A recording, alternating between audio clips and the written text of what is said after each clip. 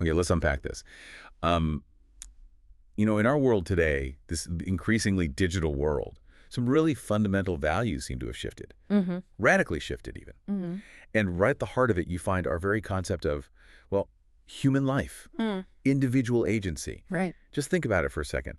The incredibly complex tapestry of millions of human lives. I mean, everything. From the moment you apply for a loan, maybe, or Mm-hmm. when a doctor is diagnosing a potential Or illness. even just browsing online, the little Yeah, traces you leave. exactly. Those things, those personal moments, they're kind of no longer just personal moments, are they? They're becoming more and more just data points. Data points in Ooh. this massive, sprawling, almost impossibly complex digital simulation. And here's the thing that's really unsettling, the kicker, you might say. Yeah.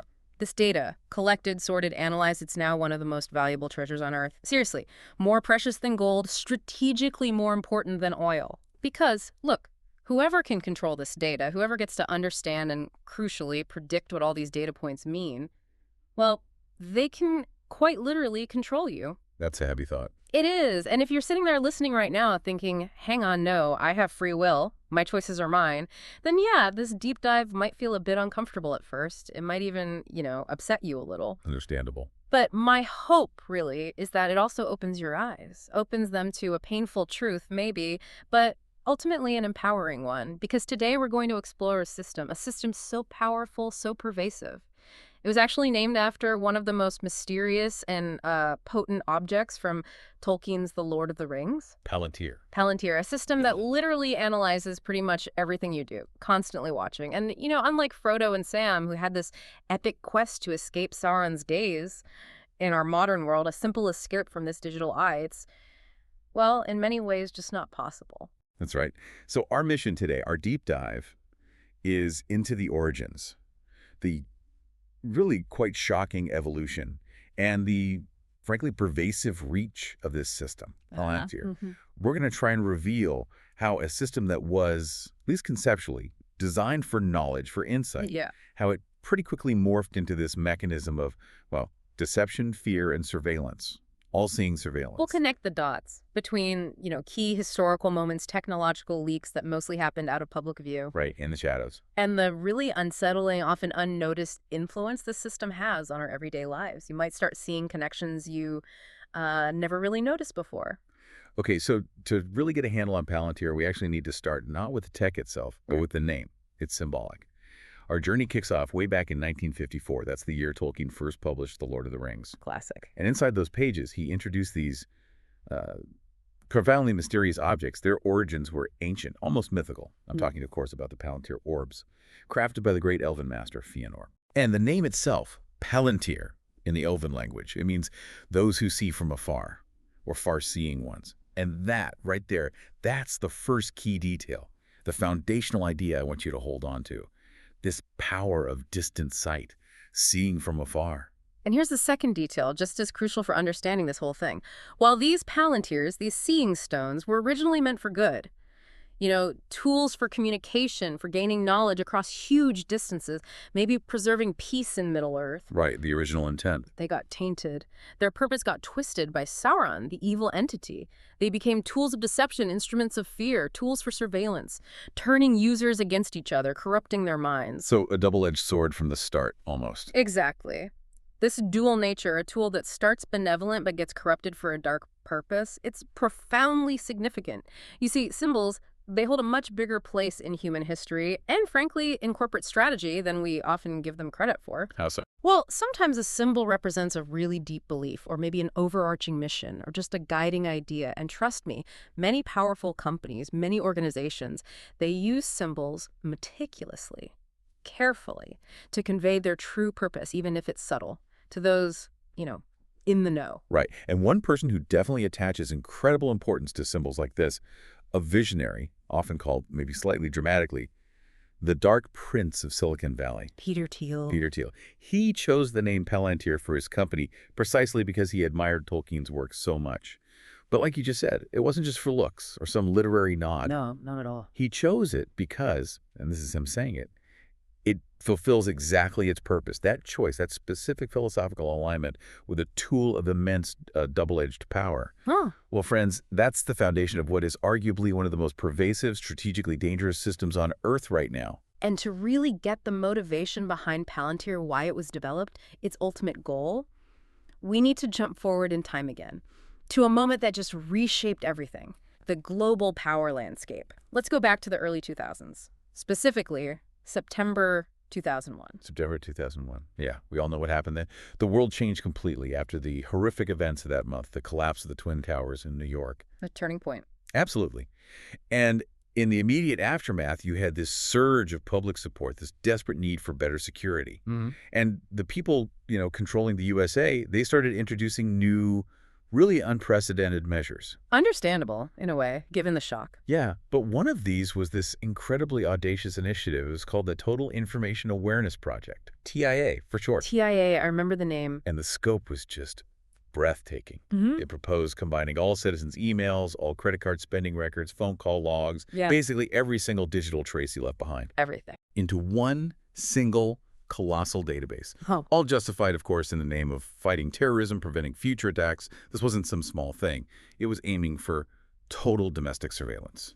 And the scale. I mean, the sheer ambition was staggering. We're talking FBI, NSA, U.S. Army intelligence, all the major telecom companies, banks, airports, healthcare providers, the Treasury Department. Wow. And literally dozens of other critical institutions. They were all supposed to transfer all their data into this one giant TIA umbrella. It was, frankly, a scandalous decision. You think? Oh, absolutely. Yeah. It represented total comprehensive surveillance of an entire population, unprecedented reach within a democracy, and naturally, thanks to civil liberties groups and some principled lawyers and judges. Yes, the checks and balances. The project got challenged in court, hard. As a profound violation of human rights, of the U.S. Constitution itself, the government was ordered to shut it down. And in 2003, TIA was, officially anyway, terminated. Okay, and here's where the Palantir story really starts to echo its namesake, right? Emerging from the shadows, almost mythically. Because if the government couldn't legally pursue this level of total information awareness itself... What if a private company could? Exactly. What a coincidence. Yeah. Right after the courts killed TIA in 2003, Peter Thiel's Palantir just sort of emerged, popped up. Convenient timing. Very. And almost instantly. Like before the company had even really proven itself, millions of dollars started pouring in. And the main source... In-Q-Tel. Yes, In-Q-Tel. Which, for anyone who doesn't know, is the CIA's venture capital arm, America's top intelligence agency's investment fund. And just like that, Palantir started growing fast with extensive, solid government backing, essentially fulfilling the very mission TIA was literally blocked from doing. Which brings us to a really important idea here. The strategic use of frontmen and private companies used by powerful entities, government's intelligence agencies. Plausible deniability. Exactly. It allows them to push agendas without direct public scrutiny or those pesky legal restrictions. Think about Larry Fink, founder of BlackRock. He's often presented as just suddenly founding this company, right? Which now has some of the most advanced financial analysis systems globally, wielding huge control over finance, real estate. It seems to have come out of nowhere in the public narrative. Kind of. And Peter Thiel, Palantir's founder, he fits a similar pattern. Now, let's be clear. The guy's incredibly smart, Stanford grad, brilliant mind, no question. Right. But in this larger picture, he functions, you could argue, as a kind of shiny tool, a key player for a much bigger, more powerful purpose operating behind the scenes. That's a critical point. And to really grasp this dynamic, let's look back at PayPal. Most people know PayPal, obviously. One of the first big digital payment systems. Ubiquitous now. Totally.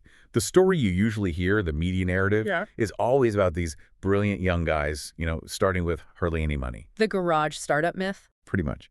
And somehow they just spontaneously built the world's biggest online payment system. Classic Silicon Valley. Right. But what rarely gets mentioned is this. America has arguably the strictest oversight, the tightest regulations on money transfers anywhere. Very true. So a truly decentralized system like PayPal seemed to be, giving regular people all this freedom with online money. Could that realistically just pop up and thrive there without, at the very least, explicit state permission? maybe even active collaboration. It seems unlikely, doesn't it? It does. While people saw it as this great free payment revolution, some interpretations of how it started suggest PayPal was actually an initiative developed with, or maybe even by, the government itself. So what was the real purpose then? Well, the underlying goal, according to this view, was to track and record all those unregistered online transfers, to create this comprehensive digital ledger of financial activity. Yeah. And again, maybe another coincidence, maybe not. Like the CIA, it launched with 3 prominent letters in its display. Subtle signal, perhaps. And if we connect that to the bigger picture, today, many of PayPal's original founders are known globally as the PayPal Mafia. Right, I've heard that term. And prominent among them, Peter Thiel, Palantir founder, Elon Musk, Tesla, now ex-Twitter, Steve Chen, co-founder of YouTube, Reid Hoffman, co-founder of LinkedIn. Wow, that's quite a lineup, all controlling major information flows. Exactly. It's no accident that these same people are still deeply embedded, incredibly influential in the world's key tech sectors. These companies sit right at the heart of critical data flows. The pattern is just too consistent to be random. Remember, there's really no such thing as mere coincidence when figures this powerful always end up controlling information and communication channels. Okay, let's follow that path. So Palantir gets started. It's got this funding, this implicit mission. In its early years, it begins this huge task trying to categorize, make sense of just unbelievable amounts of data pouring in from America's most critical institutions. A monumental challenge. Totally. But they hit a wall almost immediately. The sheer volume of data coming in was just abnormally huge. It was humanly impossible to categorize it, cross-reference it, even begin to understand it effectively. You'd need, like, an army of analysts working around the clock, and they'd still be behind. The data deluge problem? Right. And this problem demanded a solution. Something smarter, faster, more capable than human intelligence alone. Artificial intelligence. Exactly. AI. You know, we, the public, we really started getting familiar with AI in a big way when things like ChatGPT hit our daily lives, maybe around 2020. Yeah, it felt like a sudden leap. It did, like this incredible new power suddenly available to us. But have you ever stopped and asked yourself this? If this is the level of AI sophistication available to the public now, how much more advanced, how much more deeply integrated power has the government and its partners like Palantir held for much longer? Power we're not even aware of. That's a sobering question. The answer, partly at least, lies in Palantir's own AI system, originally called GU Team, developed way back in 2008. 2008? That's early. Very early in terms of public awareness. When GM first started, its main job was just digitizing and categorizing these massive data streams, within the limits of 2008 tech. It basically shouldered a workload humans just couldn't touch. Okay, so data management initially. Initially. But as the years went by, as data exploded exponentially, and as AI tech, the real cutting-edge stuff, largely unknown to us, kept developing at this incredible pace, things changed dramatically.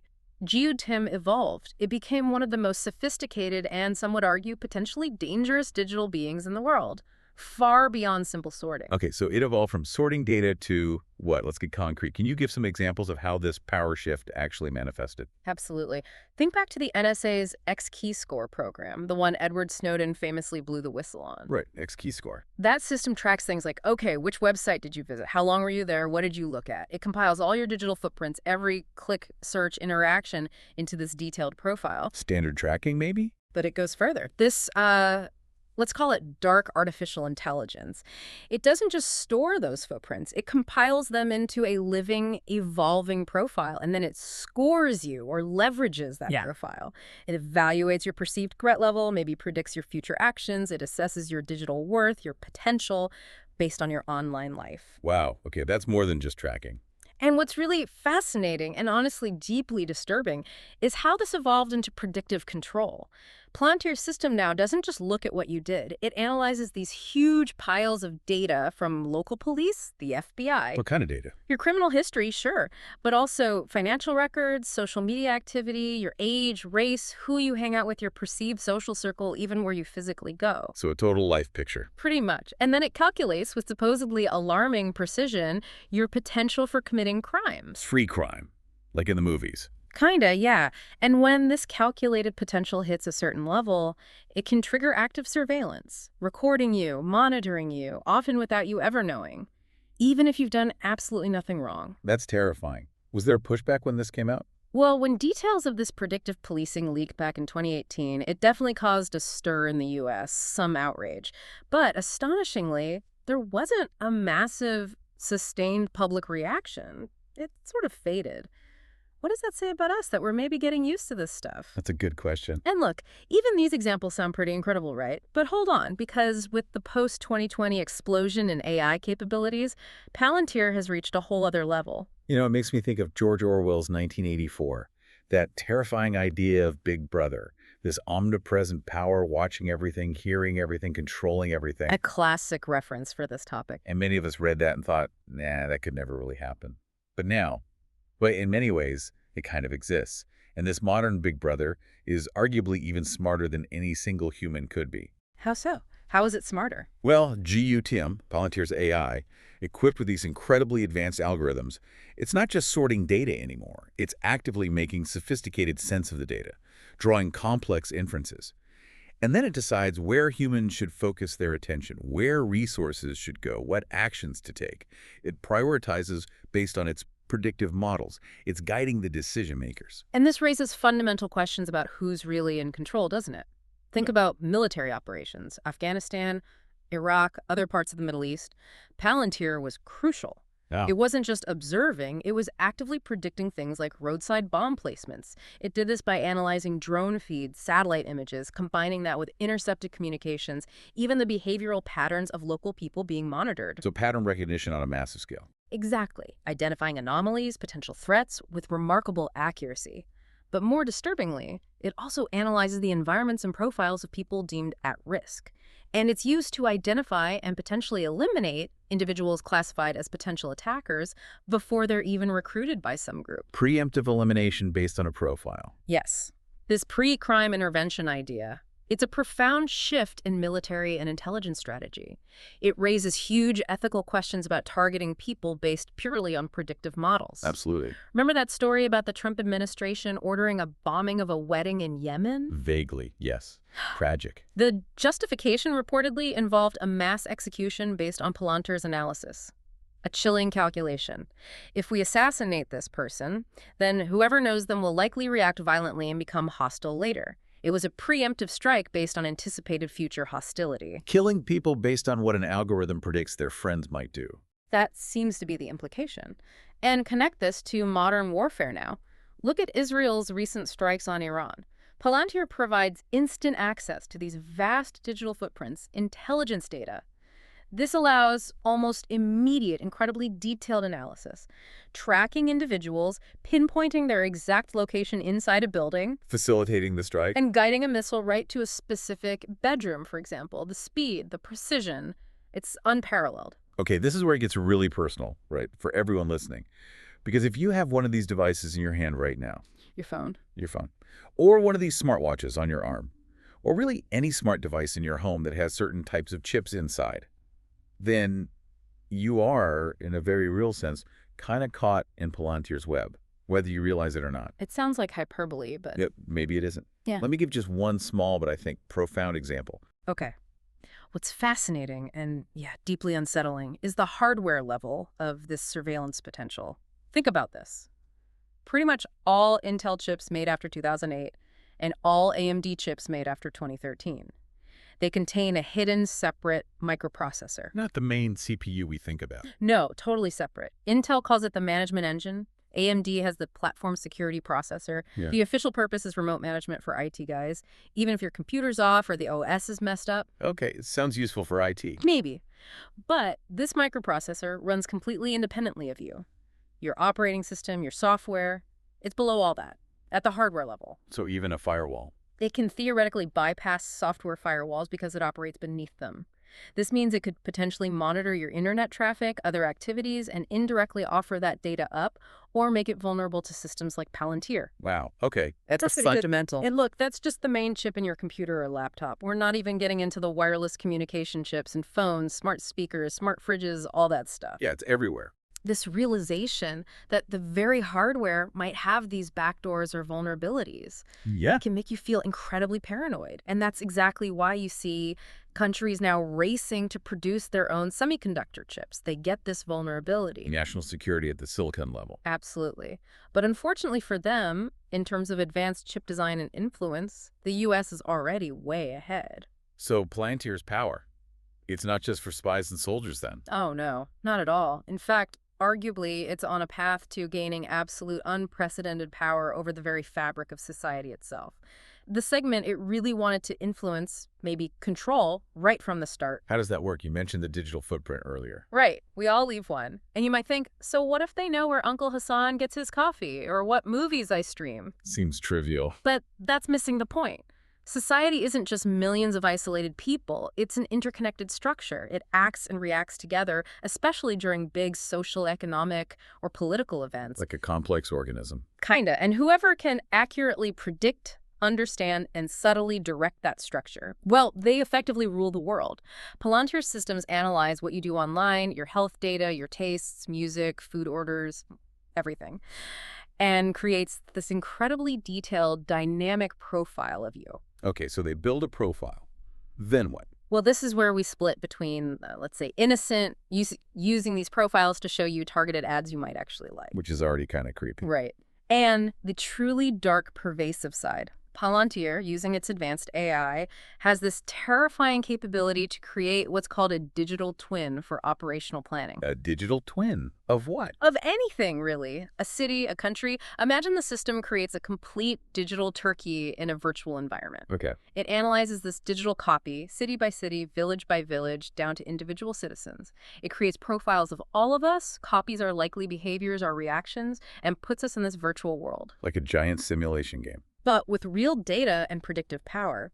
And then, inside the simulation, it starts running countless trial and error scenarios. What happens if we trigger an economic crisis? How does the public react from the capital down to, yes, Uncle Hassan in his village, because they have his data too. So they test policies, events. Exactly.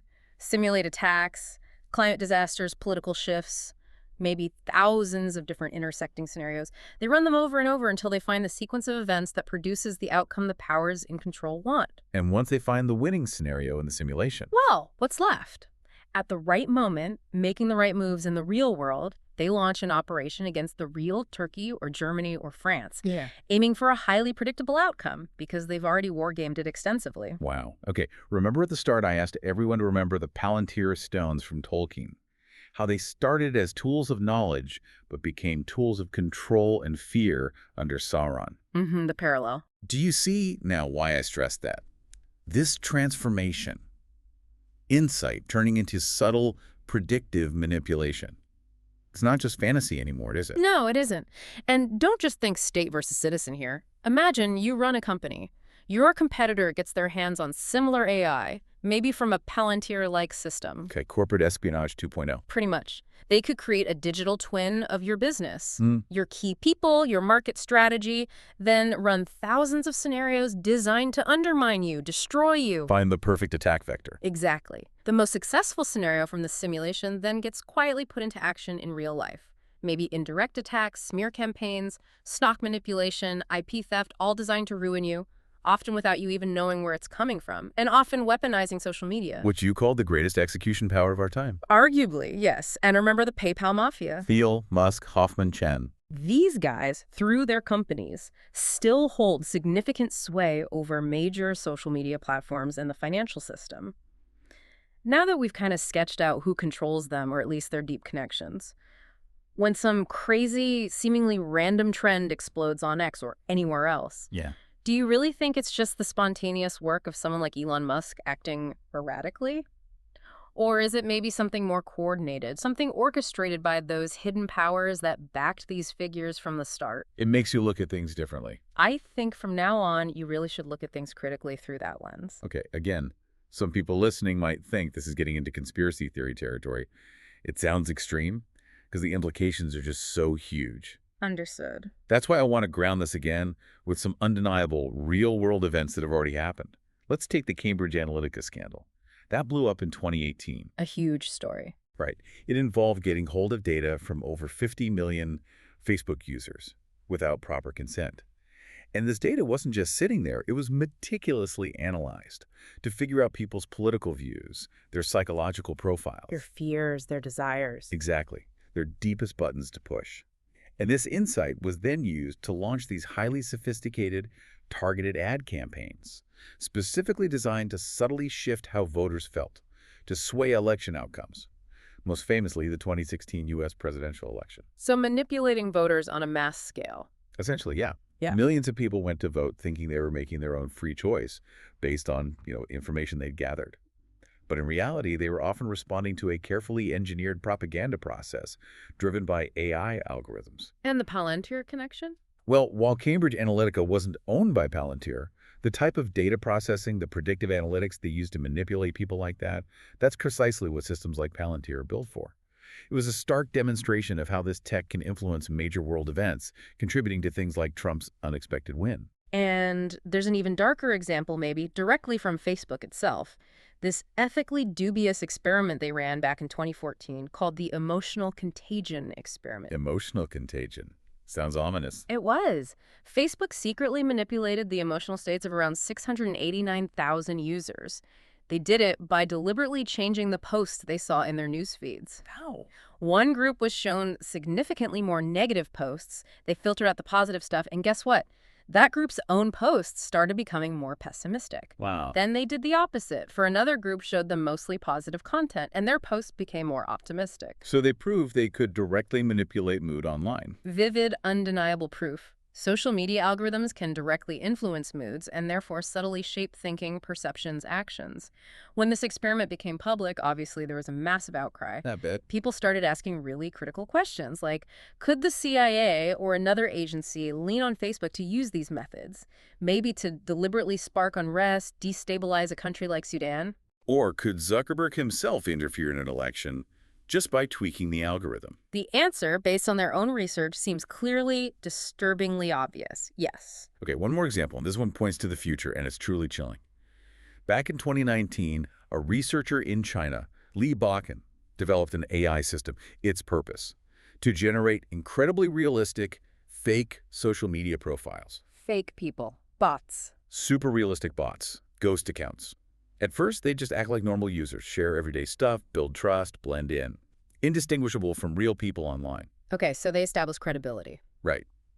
But then, at critical moments, maybe during an election or a crisis, they would start spreading specific propaganda, injecting certain narratives, pushing trends, all without being detected as fake. Wow. So not just filtering real content, but creating fake content and fake people from scratch. Exactly. And seamlessly mixing them into the online reality.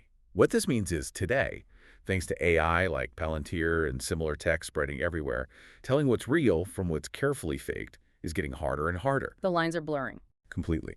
And this empowers malicious actors, states, corporations, whoever, to build entire false worlds, false stories, false agreements online that everyone believes are real. And connect that back to today's social media landscape. Take X, formerly Twitter, now owned by Elon Musk, arguably one of the world's biggest manipulators, or at least provocateurs. It's become different. It's become a notorious troll hole, right? A breeding ground for bots, manipulated narratives. And the truly unsettling part is there are countless people spending their valuable time, their emotional energy, arguing with what they think are other humans on there. Yeah, you see it all the time. If anyone listening is doing that, just please step back for a second. That person you're arguing with, the one making you furious, very often they're not even human. You're yelling at a bot, a virtual character. You're just winding yourself up, wasting your energy, and feeding the very system designed to manipulate you. So after hearing all this, the surveillance, the prediction, the manipulation, where does this road end? What's the ultimate destination if this continues unchecked? Well, if you're asking what kind of pressure this leads to, the answer, stark and simple, is probably absolute social control. Absolute social control. That sounds bleak. Like Orwell again. And when we hear that phrase, yeah, maybe a really dark, overt, jackboot on the neck kind of system comes to mind. But honestly, in reality, it probably won't work out quite that, obviously. Why not? Because human nature pushes back hard against blatant, in-your-face pressure. It leads to chaos, resistance.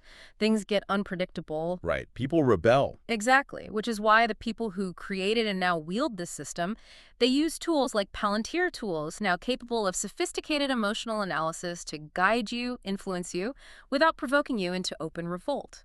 They operate subtly. How does that look in practice?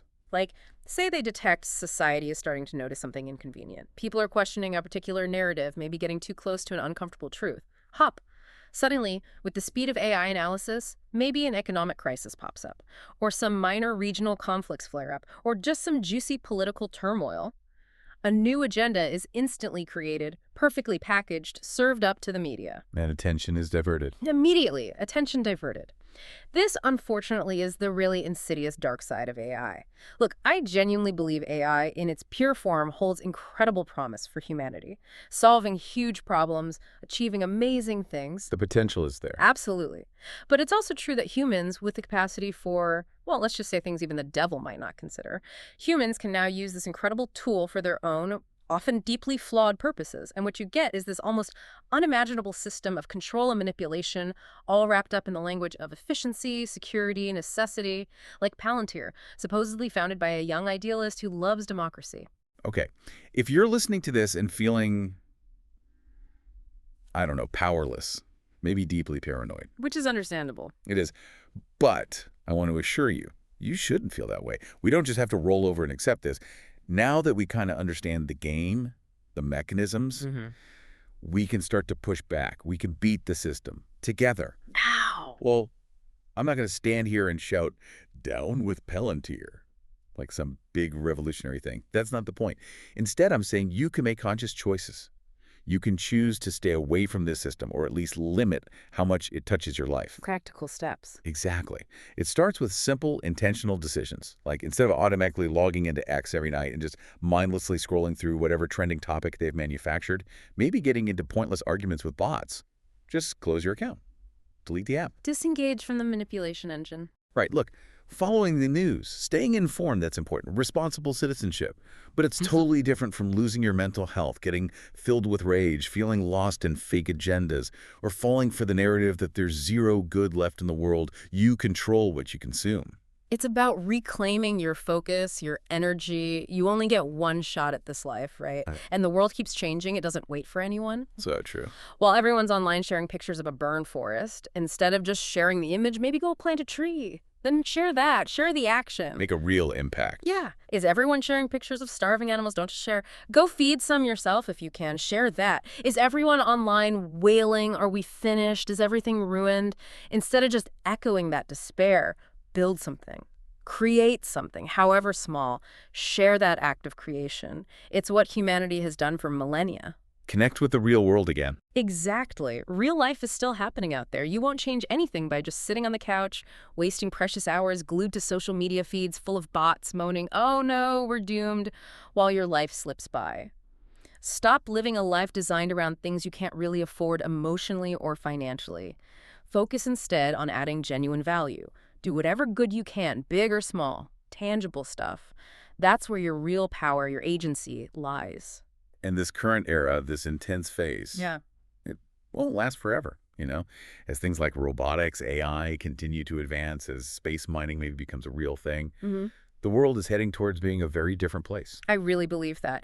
In my view, humanity is living through maybe the last major period where we're grappling with this intense, almost pathological greed for control. And yeah, we're going to face the painful consequences of that, no doubt. The blowback. The blowback. But after that, I truly believe a new, maybe more vital, more constructive dawn will break. And these kinds of barbaric ideologies, absolute control, manipulation, they'll eventually just vanish, fade away. That's a hopeful thought. It is. Look, yes, we've landed in a strange, unprecedented time in so many ways, but life is still brimming with opportunities. Always remember, the more you immerse yourself in this system, the system of control and digital noise, the more easily they can reach you, influence you. So limit your exposure. Exactly. Because the real life outside, the one that's been going on for thousands of years, it's still there. Enjoy the simple beauties. Cherish the moments you're actually alive and present. I didn't want this deep dive to just trigger anxiety or leave you feeling hopeless. No, the goal wasn't fear. Right. The goal was just to help you see the harsh truth clearly for what it is, and crucially, so you can actively choose not to let it guide you. Because as long as you keep playing their game, fighting with bots on X, drowning in bad news, buying into the idea that there's no good left, well, the people who built this system, they keep winning. They keep controlling you. So the final message is, Get out of the trap as best you can. Make your own path. Use the real blessings of technology and science, the ones that empower, that connect, that build just like they did, but use them for a better, more human purpose. Create value. Don't just consume or react to the noise.